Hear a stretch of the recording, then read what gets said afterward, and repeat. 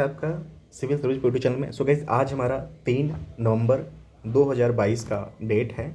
सो आज के हमारे कुछ सेगमेंट हैं करंट अफेयर के, उसको हम देख लेते हैं कि क्या है। पहला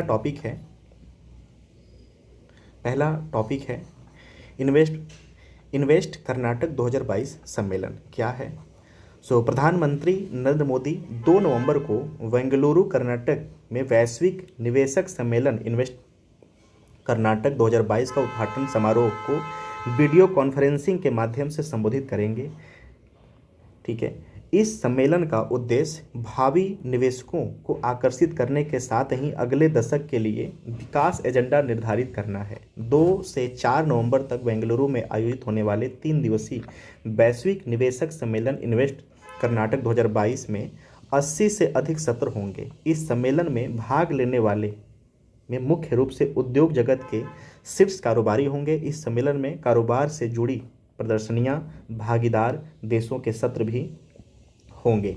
भागीदार देशों में फ्रांस, जर्मनी, नीदरलैंड, दक्षिण कोरिया, जापान, ऑस्ट्रेलिया शामिल हैं। इस सम्मेलन से कर्नाटक को विश्व के समक्ष अपनी संस्कृति प्रदर्शित करने का अवसर भी मिलेगा। देखिए, बहुत बड़ा पहल है। सो प्लीज़ इन्वेस्ट कर्नाटक 2022 सम्मेलन प्लीज़ आप याद रखना। ओके, अब आगे चलते हैं। नेक्स्ट है स्वस्थानीय परियोजना क्या है। प्रधानमंत्री 3 नवंबर यानी आज के दिन 2022 को स्वस्थानीय परियोजना के अंतर्गत दिल्ली के कालिकाजी में आर्थिक रूप से कमजोर वर्ग के लिए नवनिर्मित 3024 फ्लैटों का उद्घाटन करेंगे।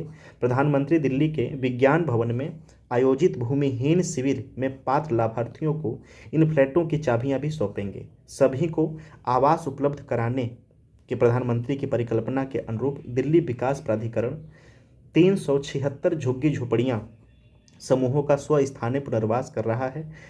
पुनर्वास परियोजना का उद्देश्य झुग्गी झोपड़ी निवासियों को उचित सुविधा के साथ बेहतर और स्वस्थ निवास स्थान हेतु वातावरण प्रदान करना है।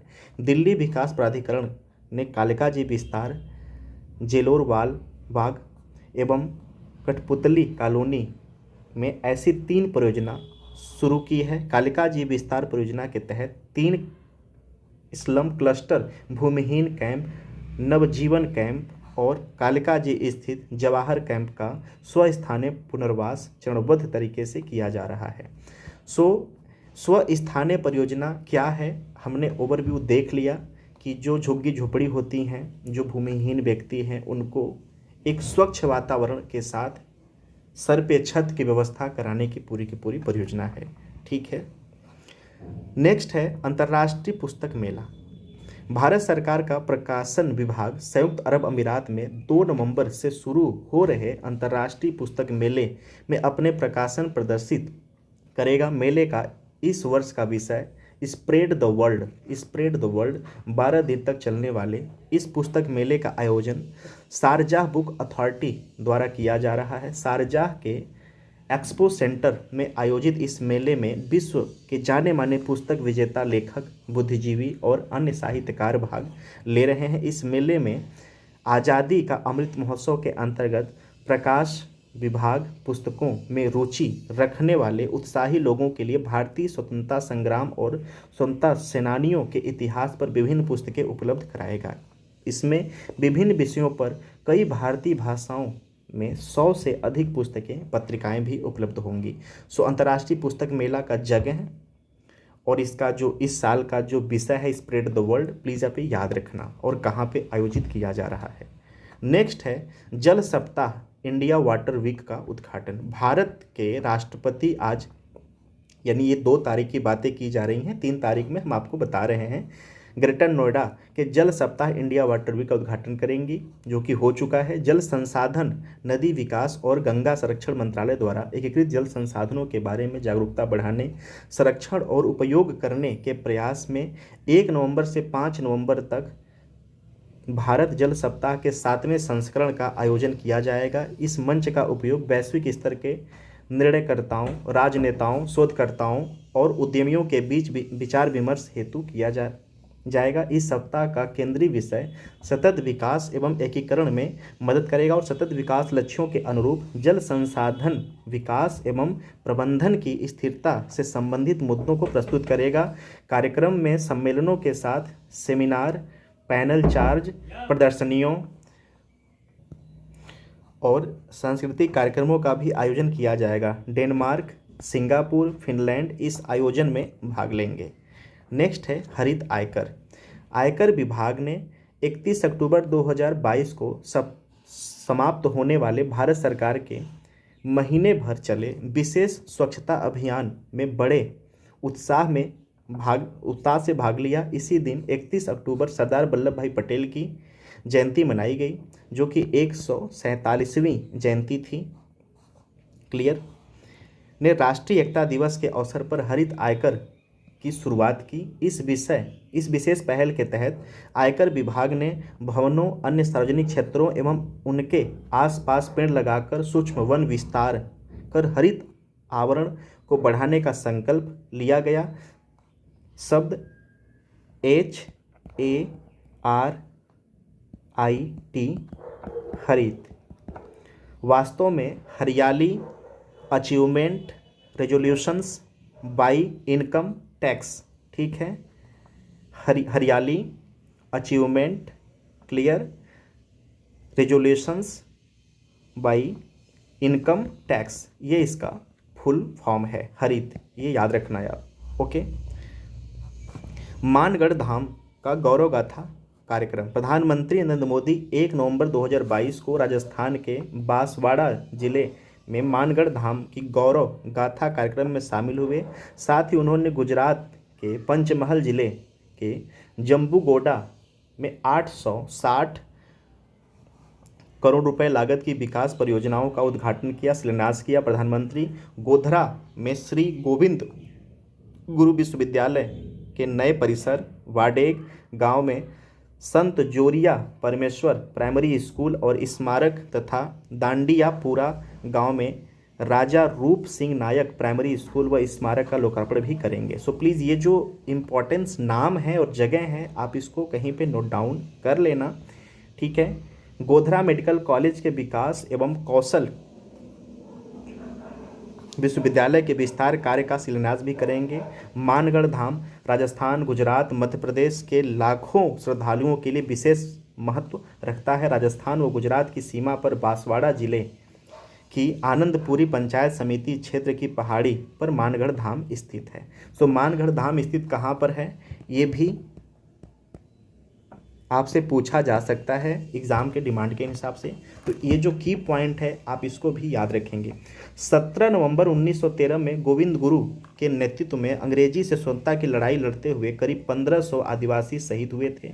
ऐसा कहा जाता है कि यह घटनाक्रम जलियांवाला बाग से भी बड़ा था। दिल्ली के अभिलेखागार से मानगढ़ से जुड़े अधिकृत व दस्तावेज जुटाने के बाद सरकार इसके विकास पर विशेष ध्यान दे रही है, ठीक है। सो 17 नवंबर 1913 में गुरु गोविंद, ठीक है, के नेतृत्व में अंग्रेजों से स्वतंत्रता की लड़ाई लड़ते हुए 1500 आदिवासी मरे थे। सो प्लीज़ आप ये टाइम भी और डेट भी याद रखना।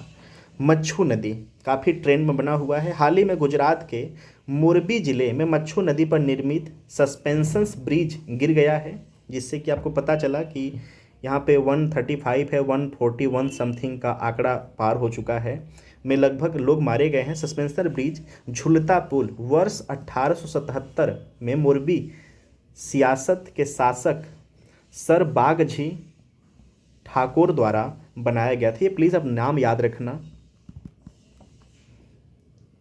बागजी ठाकुर, ठीक है, और 1877, ठीक है। इसे मोरबी के शासकों की प्रगतिशील और विज्ञान प्रकृति को प्रतिबंधित करने के लिए बनाया गया था। इसका उद्घाटन वर्ष 1879 यानी 1879 में तत्कालीन बॉम्बे गवर्नर रिचर्ड टेम्पल ने किया था। रिचर्ड टेम्पल, प्लीज़ आप नाम याद रखना, ने किया था। सस्पेंशन ब्रिज एक प्रकार का पुल होता है जिसमें डेक मुख्य पथ को सस्पेंशन तारों के सहारे से नीचे लटका दिया जाता है।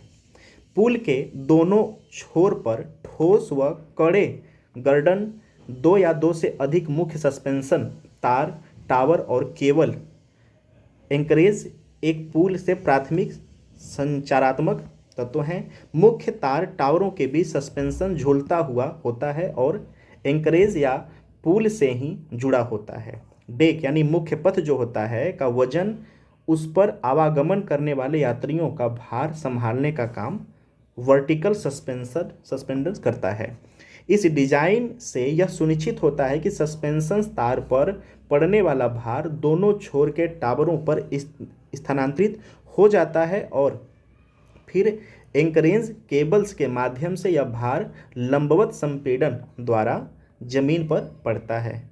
ठीक है, इसका कुछ परिचय है, देख लेते हैं। मच्छू नदी गुजरात के सुरेंद्र नगर जिले में मदला पहाड़ियों से निकलती है और कच्छ के रण में 141.75 किमी तक बहते हुए समाप्त हो जाती है। सो ये जो पैसेज है आप प्लीज़ मेमोरी में रखना। अगर डायरेक्ट क्वेश्चंस नहीं आया तो यहाँ से आ सकता है कि जो मच्छू नदी है गुजरात के कहाँ से निकली है, कहाँ तक जाती है, तो इसकी जो लंबाई है 141.75 है और ये सुरेंद्रनगर जिले के मदला पहाड़ी से निकलती है और कच्छ के रण में तक बहते हुए समाप्त हो जाती है। सहायक नदियाँ कौन कौन सी हैं? बेटी, असोई, जम्बूरी, बेनिया, मछछोरी, महा आदि मच्छू नदी की सहायक नदियाँ हैं। बांध कौन सा है? सौराष्ट्र क्षेत्र में सिंचाई हेतु इस पर 2 बांध बनाए गए हैं। मोरबी जिले का महत्व क्या है? यह सिरेमिक उद्योग के लिए प्रसिद्ध है। ठीक है, भारत के सिरेमिक का लगभग 70% मोरबी में उत्पादित किया जाता है और यहाँ निर्मित सिरेमिक टाइलें मध्य पूर्व, पूर्वी एशिया एवं अफ्रीका के देशों को निर्यात की जाती हैं। सो गाइज आज का ये सेगमेंट रहा। अगर आपको एग्ज़ाम के रिलेवेंट लगे होंगे तो प्लीज़ आप इसको शॉर्ट में एक नोट तैयार करना, अदरवाइज़ आप इसको स्किप भी कर सकते हैं। Thank you so much for watching.